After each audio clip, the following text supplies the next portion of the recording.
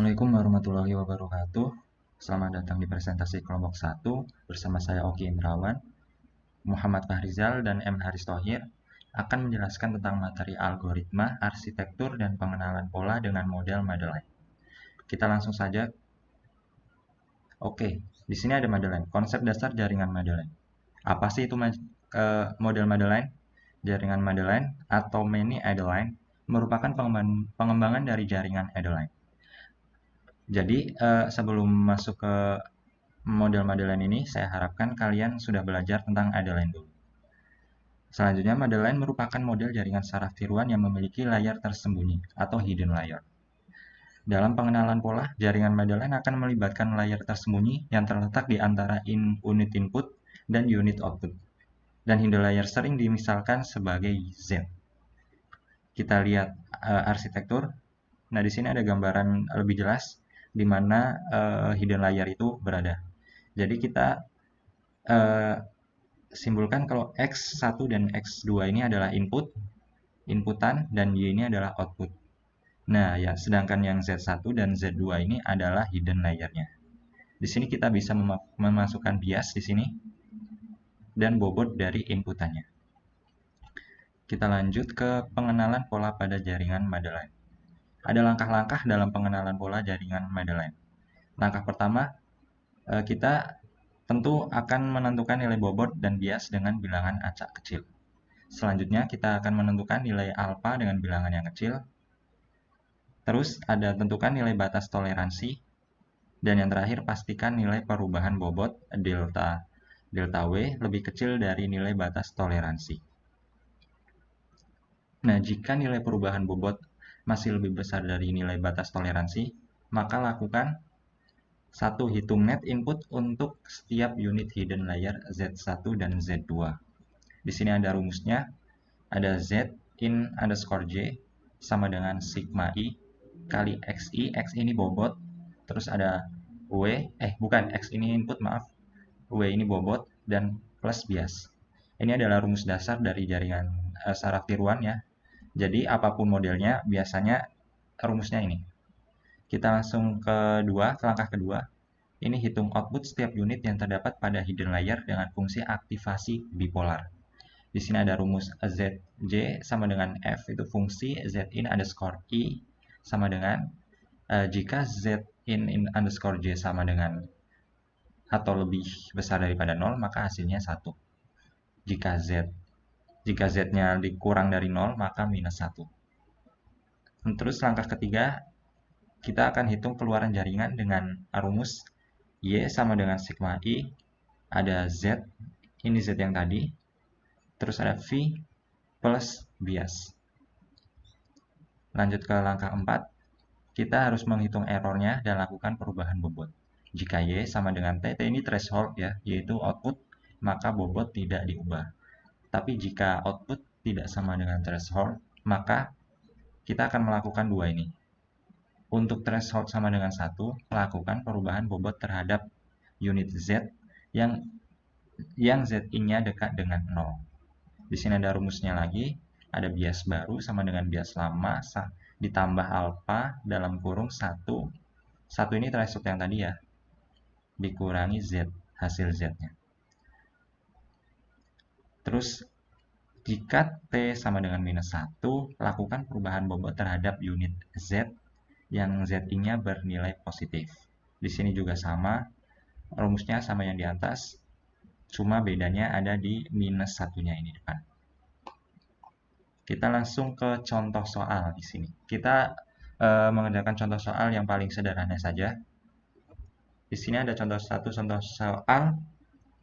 Gunakan Madeline untuk mengenali pola fungsi logika XOR dengan masukan X1 dan X2 dengan A sama dengan 0,5 dan toleransi sama dengan 0,1. Kita langsung ke pembahasan. Langkah pertama, fungsi logika XOR memiliki pasangan masukan target seperti yang tampak pada tabel di bawah ini. Ya, jadi untuk logika XOR ini kalau misalnya X1 atau input 1 dengan input 2 ini sama 1 semua, maka targetnya adalah minus 1.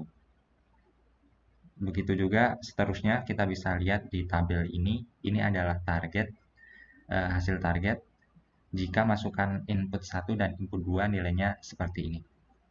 Langsung kita ke langkah kedua, yaitu inisialisasi dilakukan pada semua bobot ke unit tersembunyi dengan suatu bilangan acak kecil, misalkan didapat hasil seperti pada tabel ini.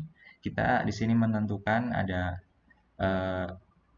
UW bobotnya kita menentukan karena di soal tidak ada bobot, kita menentukan sendiri dengan bilangan acak kecil. Kita misalkan ini bobotnya dari input X1 ke hidden layer 1 atau Z1 ini 0,05.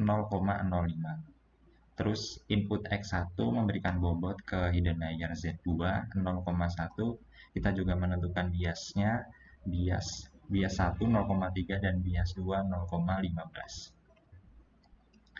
Selanjutnya, rumus bobot ke unit keluaran Y adalah V1 sama dengan V2 sama dengan B sama dengan setengah.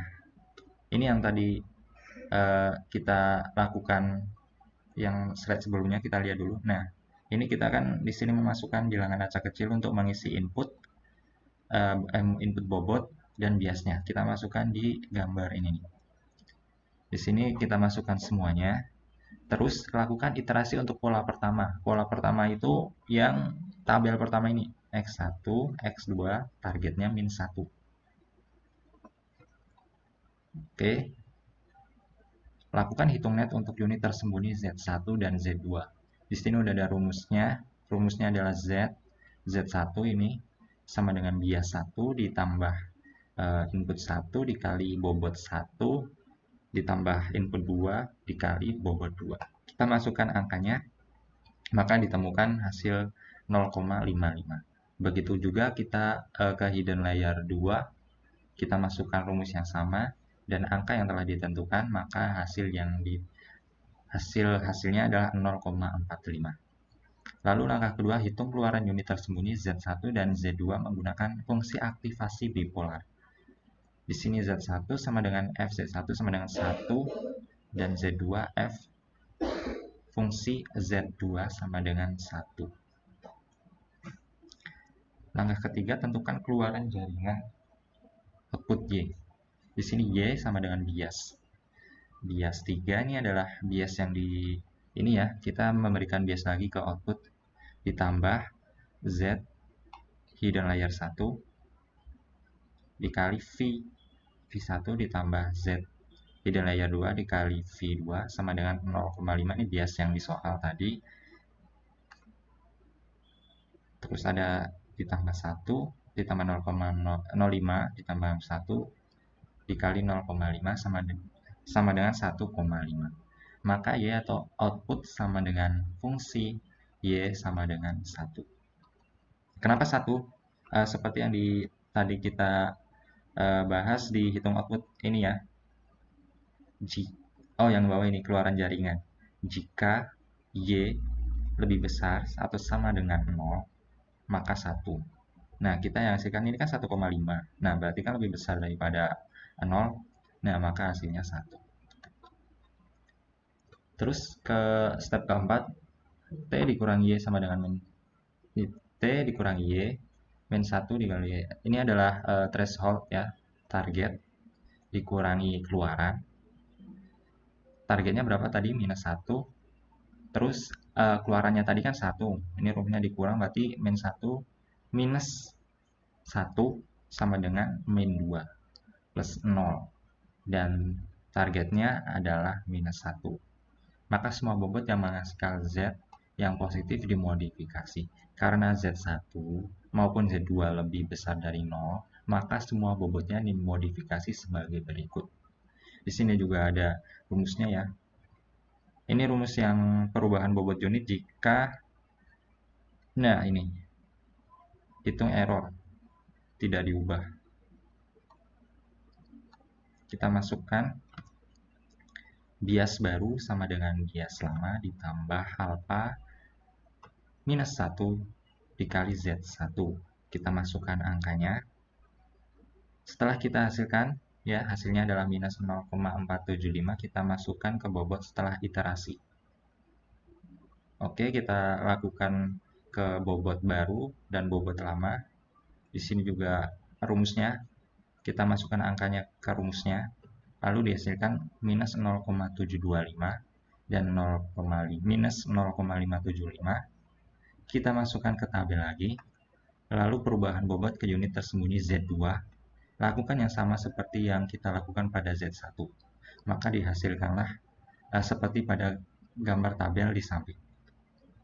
Selanjutnya, di sini karena masih ada bahkan semua perubahan bobot atau toleransi yang ditetapkan lebih besar daripada toleransi yang ditetapkan, maka iterasi dilanjutkan untuk pola kedua. Iterasi dilakukan untuk semua pola apabila ada perubahan bobot yang masih lebih besar dari batas toleransi.